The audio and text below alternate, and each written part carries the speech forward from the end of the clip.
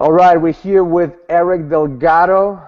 He's okay. We're here with Eric Delgado. He is hedge fund manager for MCM Capital and also owns a innovating storage company called CP Shell. And he's been one of my participants and a good friend of mine at the Next Level Experience. So I asked him to do this Google Hangout with me because I want the viewers to see what it's like to be in somebody's shoes who's raised billions of dollars in the real estate game and still continue to innovate and still continue to see what's the next move. So without further ado, I want to introduce you guys to Eric Delgado. Eric.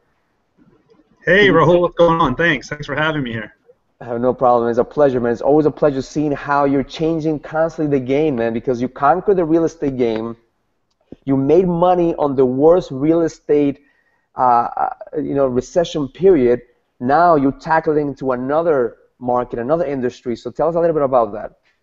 Well, Rahul, I mean, look, you and I have known each other for what, 6 years? I think when we first met each other, the sky was falling, right? There were, every day you turned on Squawk Box and a bank was going under, a fund was going under, the world was really in a really strange place. And when we first met each other, I knew that you had big dreams and we had big dreams, or I had big dreams, and it was really interesting. In what we did over the last 5 or 6 years was pretty amazing. When you say? I'm telling you, people underestimate what they could do in 5 years, and they overestimate what they could do in a year. I remember really, really clearly, Raul, when I was presented this opportunity to join MCM back in 08. A couple things were happening in my life. The market was falling. At that point in time, I remember being one of the largest regional lenders in the mortgage business, having 6 offices, 100 employees. Things were doing really, really well. And all of a sudden, the light switch turned off. At the same exact time, I get a phone call from my then wife, who says, Eric, I know the sky's falling, but guess what? We're having a baby. And so sky was falling, baby. The baby wasn't planned. The pressure was just enormous, and I sat, for a little bit, and I asked myself, all right, so what's my next step? What's my next move? Obviously, most people may have just freaked out and turned themselves off and kind of hid under a rock or put themselves in a cave. I, on the other hand, wanted to go the other way. What do I do next? How do I push forward? How do I overcome these quote-unquote challenges? Because in the grand scheme of things would always work itself out. You're going to have a beautiful baby to love, business, you always land on your feet, but how do you get the most out of all of these things that are coming your way? And so what I ended up doing is I ended up sitting with a couple of good pals, good friends of mine, and really started to explore an opportunity. And this is back in 08 and 09 when the market's crashing. What do we do next? How do we take advantage of a situation that's bad? Understanding that whatever we decided to do was going to be a risk. We decided to jump in feet first with a group called MCM Capital, and had this idea on the back of a napkin. One of the principals, one of the president now, and one of the principals and co-founders created this idea literally on the back of a napkin at a bar, talking nonsense to what people thought was nonsense to a couple of folks, and he took that piece of napkin, pinned it on his wall, and MCM was born. That was back in 2008, 2009. We ended up going out and raising some money. A lot of doors got slammed in our face, and they ended up raising initially, $30 million. And at that point, that was a huge chunk of cash. We're open for business. Lights are on. We're sitting in a 700 square foot office, 9 of us. My desk, my first desk, kid you not, had wheels on it. Okay, literally, just close your eyes and think of your son's second or third grade desk. That was me. My desk had wheels on it, right? And we ended up just powering through, and we proved out our concept. So lesson number 1: once you find something you believe in, put it on paper and actually prove the concept. Okay, so that's one thing I learned in the downfall and the crisis that we were living in 08 and 09 is we believed in something and we actually put the concept into play. We had to prove the concept. After we spent that initial fund, we went out and we said to ourselves, all right, great. We've done well. We could pick up the ball and go home and, you know, make the money that we made and be happy with it, or we could continue to push the envelope and push forward. We chose the latter. We chose to push forward, push the envelope, continue to grow, and see how far we could take this thing. So in 2010, we took the concept that was born in 08 and reinvented ourselves in 2010. Again, market was still falling, it was still crashing. We thought the end was back in 09, early 2010. Little did we realize there was a lot more pain to be had. So we ended up pushing the envelope, reinventing ourselves, and really taking a huge leap of faith into a market that we were very, very unfamiliar with. What we did know is that real estate is very basic. You know firsthand, real estate is, the essence is 4 walls, a roof, and a floor. We knew what real estate was really all about. We understood the essence of the real estate. We just came up with a solution to solve the crisis problem, and we found investors to help support that. Back in 2010, 2011, and here's where things got really, really tricky. I have a newborn baby. I have a really bad economy. I have a lot of things that, again, would freak people out, but I continued to say to myself, let's keep pushing forward, and let's trust the team that I'm working with. So lesson number 2. Lesson number 1, build the concept, prove the concept. Lesson number 2, trust your team. If you can't do it alone, work with people you can believe in. Work with people that you trust. Work with people that are as smart, if not smarter than you. And so that's what we did, and that's what I did with MCM. These guys were brilliant, smart, trustworthy.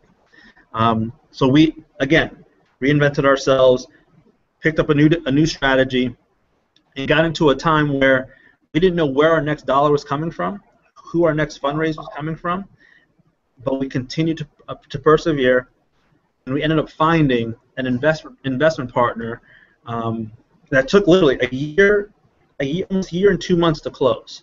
So with my newborn, with my new wife, with my new family, with the burden of the economy, this investor took a year and 2 months to say yes. That's a long dating period. That's a lot of prospecting. And you're thinking to yourself, is this going to fly? Is this going to die? I can literally remember days where I'm like so happy, I'm ecstatic. We had great conference calls. All the body language was positive. And then the following week, total opposite.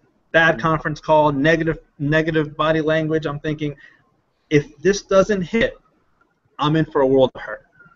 But again, we believed in the concept. We built the concept. We proved the concept. Had a good team, and it finally worked itself out. $300 million later, they stroked us a check for $300 million, and that was the beginning of something very, very, very grand. That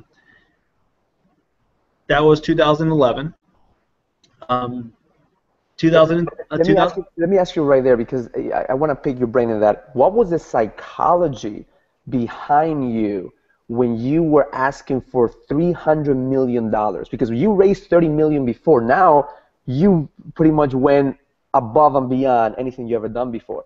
So what was the psychology behind it? It's like, man, if this guy doesn't write me a check, I'm going to be in a world of pain. But you have to have such a strong psychology that for you was like, this is the name of the game. Like, this is the moment of me just jumping into this. What was the psychology behind it? It's funny you asked that, right? Because initially it was ignorance is bliss, right? What you don't know can't hurt you. And so when we started talking to these investors, I mean, we were literally taking this show on the road. We were talking to some of the most wealthy fund managers, some of the most wealthy bankers, some of the most wealthy individuals across the entire world, not just country, the world. The list of people we've actually sat and met with is extraordinary. I remember sitting in an office. I won't name the exact office. I remember sitting in the office, getting prepared, and I was by myself. I happened to be on the West Coast. I happened to get a meeting with a very wealthy individual who runs a very wealthy, a successful fund. I happened to get a meeting the day I was in Los Angeles, and my partners weren't with me. The principals of MCM weren't with me. So I picked up the phone and said, guys, I'm going to meet this guy. Any ideas, anything you want me to say, anything you want I should talk about? They're like, no, you got it. So I'm sitting in the conference room, a little nervous. My first meeting by myself, on my own. The gentleman walks in, and he's very well known. He's on TV. He's on the Squawk Box. He's a very well known individual. And he sits down, and he's like, "Who are you?" Right? And at that moment in time, he almost broke me, right? Because at that point, I'm thinking there was a warm introduction. But I guess what he was told by his friend was, "Hey, I need you to meet this guy." He didn't put two and two together. He's like, "I'll do you a favor. I'll meet with him." I'm sitting across the table from him. I'm literally half his age. And he's like, "Who are you?" And I start going into it, and he starts poking holes in my story, and he starts asking all these questions, and literally, it was a scene out of Rocky, right? I'm getting beat up by Drago. I'm getting beat up by the big Russian, and I have two options: throw in the towel, get up and walk away, shake his hand, and say thank you for your time, or I fight back in terms of telling him the data that I know, and really talking about the concept that I really believed in. Again, I chose the latter. Told him the data that I knew, told him the concepts, because one of the things a lot of people make a mistake in business with is if you don't believe in your concept, if you don't believe you're doing good with what you're doing and what you're creating, you're really not going to succeed. I mean, at that moment in time, the market was falling and things were not looking up for the real estate and mortgage market. But what we were doing, and I don't want to bore you, and you know what we were doing firsthand, what we were doing was really creating a solution for the problem. Yeah. We were really helping people out along the way, and I firmly felt passionate about that, and I shared that passion with this gentleman. You know, what could have been a 15, 20-minute meeting ended up being a 4-hour meeting. Wow. And we talk to this day, right? So the guy that was Drago, who was really beating me up, ends up becoming a personal friend of mine who I lean on every now and again and ask questions because he's approaching 70. He's a very wealthy individual, and he's almost like a mentor today. So the psychology was give up or not. Two options. Yeah. And it's a lot easier not to give up when you believe in something, when there's a purpose, and when you've actually already proven it, you know? And so that was my psychology, going into these meetings, understanding that, look, it might be a no, we may not work together, but at least I'll leave your meeting knowing that I've given my best foot forward, I preached what I believed in, I'm doing good by people, and I love my team, and I've proven the concept. So, you know, when you build that foundation, you can go into any meeting, you can ask for whatever you want, and you can move forward. And again, what's the worst thing that can happen? You get a no, right? Yeah, and I think that's where most people fail because they get caught up into who they are as opposed to what the value that they could bring. Because when that guy says, "Who are you?" you could have shrinked and said, well, compared to this guy who's like a big guy, you know, you didn't feel like you were in his level. But because you believed in the value that you could bring, it's like, man, I'm bringing value to your life. You know, it's like when I first met Richard Branson, I truly felt, I didn't feel intimidated because the fact is, in my mind, I'm bringing value. In my mind, you know, I know that Richard Branson is somebody who's way ahead of where I am right now, but in my mind, it's just a matter of time that I get there. So it's not that, you know, he's better or worse than me. It's just at this moment in life, what is my advantage is my youth. And that's where we probably looked at you as like, hey, man, you have the youth. Like, I want to know what you know, how can I use your youth to leverage what I know? And it's funny because he's to this day he still gets a kick out of that situation. Like he felt me just sinking in my chair, and he could just see the sweat starting to pour down my face. And again, I tell this story. I've probably told the story at least 100 times. That's awesome. Again, it was one of those monumental moments in my life professionally, where I can say to myself, I survived, and it made me better, and it made me, you know. And the good thing is back to the whole work with people that are as smart, or if not smarter than you. This is the guy who's a brilliant investor, who's been in the business forever. He brings out the best in people, and you just got to embrace that, right? A lot of what I tend to see, and especially in some entrepreneurs, is they tend to be know-it-alls. And if you're a know-it-all, you're probably not going to get far, right? You got to be open to people saying, hey, how about you do this, or how about you do that, and understand where your weaknesses are and find ways to fill those weaknesses with strengths. And so he's one of those people that helped me excel my game. And so back in 2011, what ended up happening is we ended up raising that fund, proving the concept again, back to the basics, prove the concept, work with good people, people that you trust, people that are smarter than you, and just do all the basic blocking and tackling. See, a lot of people, I know a lot of brilliant people, as I'm sure you do as well, that have these great concepts, these great ideas, that are brilliant, brilliant people. But when it comes time to take action and actually do it, do the work, roll up your sleeves, not worry about your ego, just jump into it, right? It's those people that are not afraid to do any of those things, to jump into it, roll up their sleeves, and actually get to work. Those are the ones that become successful. And so we actually ended up doing the work. Not only did we sell the vision, sell the dream, sell the concept, we actually lived it. We breathed it, we did it, and we executed it. Which obviously, Raul, as you very well know, that fund has grown 10 times. So right now we've been very fortunate to start at a small amount or smaller amount of 30 million to 300 million. Then they gave us an extra 100 to 400 million. Then there was $1 billion. Now it's 3 billion. Now it's over $3 billion. Wow, that's amazing, man. It just is mind-boggling to understand. When you're raising money for 30 million to 300 million, and I think exactly what you said is doing the work. A lot of entrepreneurs, when I speak in different events, is like, I sign up to become an entrepreneur because I want more free time. It's like saying I want to have a baby because I want to have free time. It's like, if you're not willing to do the work, you shouldn't be in business. That's the right. bottom line. Because look, I mean, a lot of people, entrepreneurs and most people that are involved in business, focus is key, right? Being able to hone in and focus and really choose what you want to do and do it well. It's hard to do because there's so many little shiny balls out there, right?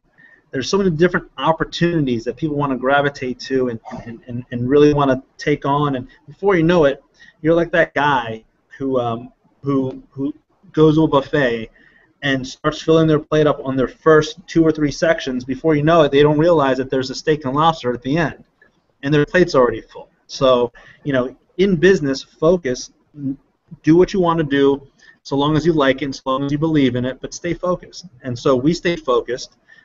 We were presented several opportunities to do several different things, but we turned them away just because we were focused. Yeah. And again, the company started off with people and then 8 people. As it sits today, it's over 100 people. I mean, it's grown leaps and bounds, and a lot of it had to do with the fact that we had really smart entrepreneurial spirit involved with the organization. And even if you go down the organizational org chart, people are humble, people are hardworking, nobody's too proud, and that's a great culture to have. One of the things I like about you, Eric, is that you're real, that you're a real guy. That is not about like how much you know or how much money you raised. Is that you're very approachable, and I think that a lot of people in the entrepreneur, once you hit a certain level of success, they let their success go to their heads. And all of a sudden they become, like you said, the know-it-all.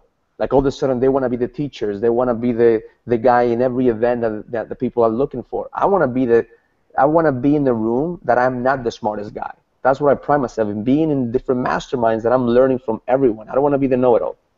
Yep. So with that being said, the firm is doing fantastic. Great people. Great opportunities still exist within that sector of business, and it's steadily evolving. And I'm sure we'll talk a little bit about what their next evolution might be, because I think it plays an important part for a lot of people that will be viewing this, for those who are real estate investors, if you will. Again, if you don't evolve, if you don't reinvent yourself, sooner or later you die, right? Yeah. So, one of the things that MCM is good at, continues to be good at, is they follow the market, right? They follow the cycles. Real estate's cyclical. With that being said, I also follow the market, and I also have a nose for opportunity. And back in January 2013, I was approached by another great group of guys to help build out a unique storage solution. When I first heard of storage, I'm like, hold on, time out. Storage? Like, I'm sitting pretty. I've got a nice desk, a nice office. I've got screens everywhere, my own schedule. I travel from East Coast to West. I go where I want, when I want, how I want. No big deal. My own schedule. I was living the dream. These guys wanted to get into storage. Probably the unsexiest thing in the universe, right? So for the longest time, I said, yeah, I'll pass. Until one day we were having a cocktail at a hotel, and the current CEO was asked to say, do me a favor. And again, back to people you like and know. I've known the current CEO for, what's that, 22 years, right? So it's, we've known each other for a long time. I trust him, and I knew him, and the chairman, I've known for all my life. I mean, these are guys that I trust and I know and I respect. So when they asked me to do them a favor, do them a solid, if you will, do research on the storage sector before you make a decision, because this is the last time we're asking. Before you make that decision, look at the sector, read about it, and come back to us. And be agnostic to the company, which was Zippy Shell. Be agnostic to our business. Just look at the storage sector as it stands alone, as a business model. And I did. So fortunately for storage, there's 4 major players, publicly traded, and I ended up looking at the public storages of the world, the CubeSmarts, the Extra Space, and I got into their annual 10Ks, started doing some reading, and before you know it, slowly but surely, the light bulbs started going off. I'm like, holy cow, this is a game changer. And so I ended up asking a lot of people that I trust, a lot of friends that I know, that a lot of investors and people that I've grown really fond of. What do you think of the storage space? And they all said, absolutely, all day long. You should do it. If you can get at the ground level, you need to approach it. And so I called one of my professors from college. And another lesson for people: have mentors. Yeah. Have mentors, because along the way, mentorships are going to be huge participants in your life, whether it's in business or in personal life. And right now, what's happening is with this professor, he's like, look, Eric, do you remember the session that I had, the class that I taught, where I said there's 3 things in life you want to get involved in business. One is start that role. One is the booze business, because in good times and in bad, people drink. Check that box. When I was 21, I started one of the highest grossing bar and nightclub companies in all of New Orleans. Number 2 was parking lots, and then number 3 was storage. And I'm like, the light bulb goes off. Storage. Wow. Hey, and Raul, you know what? I may have to change. Location. Can we pause this for one quick sec? No, go right ahead, man. This is a very changing, casual interview, so don't worry. So this just goes to show you that mentors are game changer.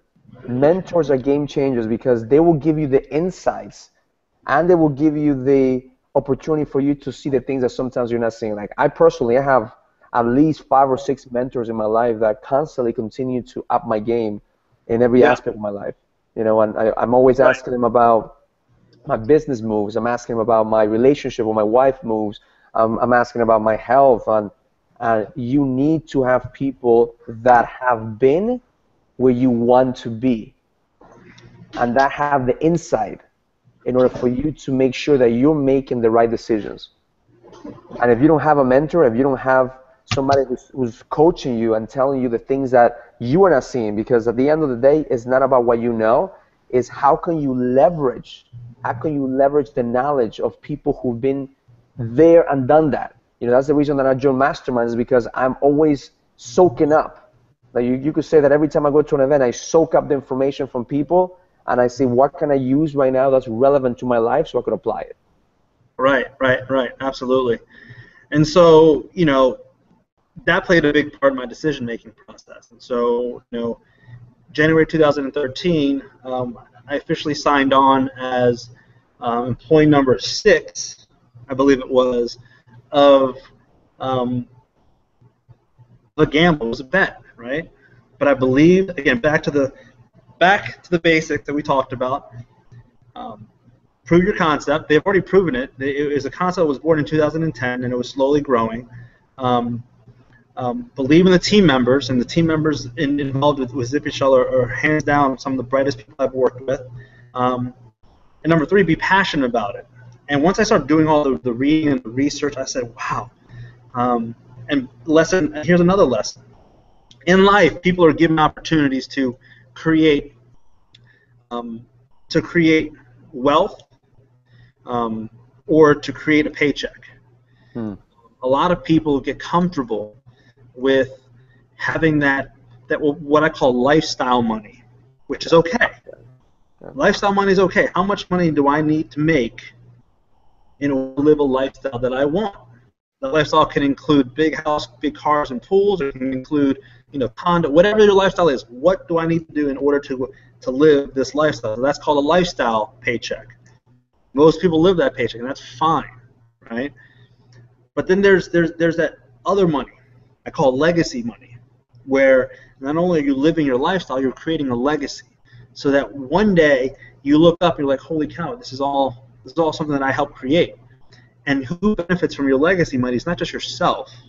It's the people around you. It's the jobs you help create. It's your family. It's your kids. It's your grandkids. It's your great-grandkids.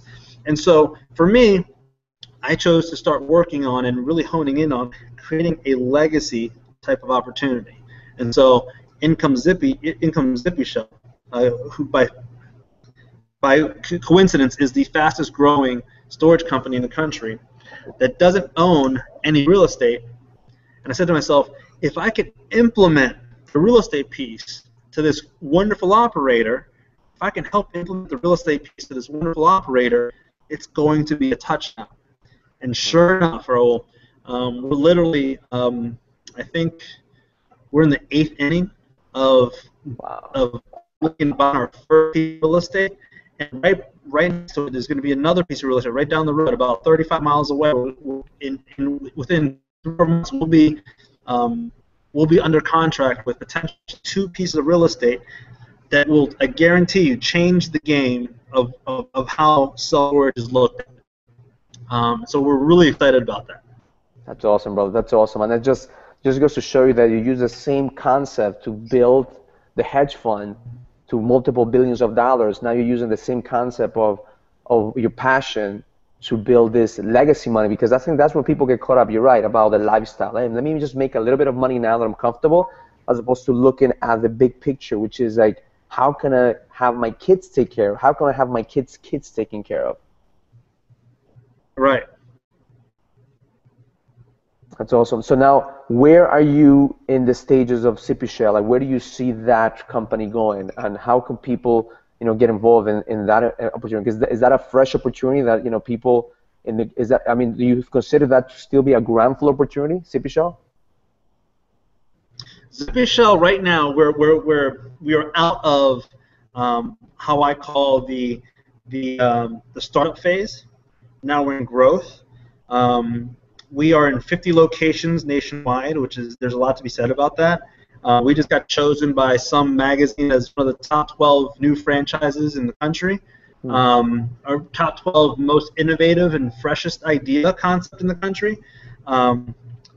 Things are going really, really well. It's funny because, you asked to do this forum with me, and I really appreciate it. But there's also a great opportunity that we're in the 9th inning of putting together our final touches of our PPM. We're going to go to the market and raise some dollars, a lot of which are already accounted for. But for the right person, this could be a great opportunity to become a part of a organization that I truly believe will be not just a game changer in how storage is done, but a game changer in everything pertaining to storage, moving, and real estate. That right there, the combination of all 3 of those pieces of the puzzle, makes for a really strong organization, makes for a really strong company, and makes for a legacy opportunity. So, thanks for asking. There is an opportunity there for the right folks. We're lucky. We're fortunate enough not needing to, knock on too many doors. I think our track record already speaks for itself. Again, back to making the concept reality, we're doing that.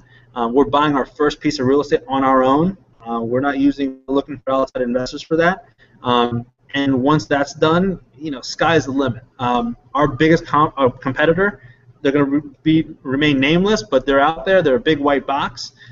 They're being shopped around for something to the tune of $1 billion right now. So, they started from nothing back in, I think it was '97. Fast forward today, it's $1 billion, and there's no real estate attached to that price tag. Wow. So there's no real estate attached to that price tag.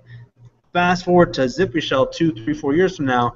Not only will we have real estate attached to the price tag, we'll be a strong operator with tens of thousands of customers in storage, and then another tens and thousands of customers moving from interstate from point A to point B. So we're really excited about that. There is a good opportunity out there, and I'm sure if you ever field any questions about it, just give them my name and number, let them know you sent me, and we'll talk. That's awesome, brother, because I think that's a lot of the people who follow me are entrepreneurs who are looking for how to leverage their investments. My background being in real estate, we're always looking for leverage. I think as an investor, we're putting a lot of time to work and trade dollars for money, but as an investor and be able to invest and have your money work for you, I think looking at innovative ideas like the one that you're working on is probably the best bet right now, because the stock market, last time I checked with whatever is happening right now, it's not doing so good. Yeah, a couple of bad days, huh? Yeah. So talk to me about also, let's switch gears a little bit about the real estate game and how you're changing that, because that's also exciting, because now you're not just innovating in the storage, now you're going to start innovating on the way people buy real estate. So tell us a little bit about that. Yeah, so Zippy Shell is the primary focus right now, but part of still playing a big role with MCM, being one of the head lead fundraisers. That's still my family. I look at those guys, and we work together, and we deal with each other on a daily basis. They're kicking it up a notch. They've gone out and have raised a separate fund for those investors that want to find leverage, because leverage plays a huge part in being a really good investor. Yeah. If you find the right leverage, you can find the right terms, and you can find the right real estate, you put all that together, and what you come up with is an equation for success. It's proven. It's tried and true. And so what MCM has done, and they've aligned themselves and started an entity called Templeview Capital. And Templeview Capital will be a great opportunity for those investors that either currently sit on a small portfolio of real estate, residential real estate, or those investors that want to sit on a small portfolio of residential real estate. And it's pretty simple. I mean, it's your basic. We're going back to the basics. Life always goes back to the basics. And what do I mean by that? The underwriters and how each file is underwritten is purely based on the property. A little bit to do with the individual, but with the property. Individual, you can be a foreign national, you can be an LLC, credit, it can be up or down. But what these underwriters and what Templeview wants to look for is to make sure that A, the property makes sense, B, you have skin in the game to the tune of 25%, and C, you're not just hanging your hat on one piece of real estate. The minimum portfolio size is 5, so there has to be five pieces of residential property in the portfolio, and the minimum loan amount is going to be $500,000, maximum $100 million. Right now, we're underwriting some really good portfolios. Rates start at 5.25%. You can add an interest-only component to it. It's a very, very, very aggressive, almost unheard of opportunity for those investors, and so they're pushing that. That literally just got open for business a little under a month ago, and we're fielding calls left and right. And so for those for those investors out there that are looking for a way to use leverage in order to grow their portfolio, this is right up the alley. It's amazing that you say that, because the one thing that will stop investors from continuing to build a portfolio is because they are over leveraged and they're cash poor. Every day I find people that have millions of dollars in real estate, but they can't take the money out because the fact is that because of this last economy, underwriting has been so tight that they want everything Right. but your blood type. So Right. people Right. have, blemishes in their credit because, in bad times they had things to do, but they still have pieces of property that are money-making properties. So the fact that you only take consideration the value of the property, because at the end of the day, if they can pay, just take over the property, and if they have skin in the game, they have, they have equity. And the fact that you're Right. dealing with people who already have portfolios of 5 and up means that they already know what they're doing. So they're not going to default. They know how to manage this property. So that's genius, man. The fact that you're actually overlooking that. It's back to the whole make sense underwriting. I think that got lost in the whole knee-jerk reaction, obviously for obvious reasons, right? The days of the 100% financing, no income, no asset, stated. Those were a little aggressive, right? We're back to the whole put skin in the game. Give me a reason why we should lend to you, and we'll lend. And Yeah. so, that's, I think, going to open up a lot of doors for a lot of these investors out there that have the willingness to invest in 5, 6, 7, 10, 15, 20 properties.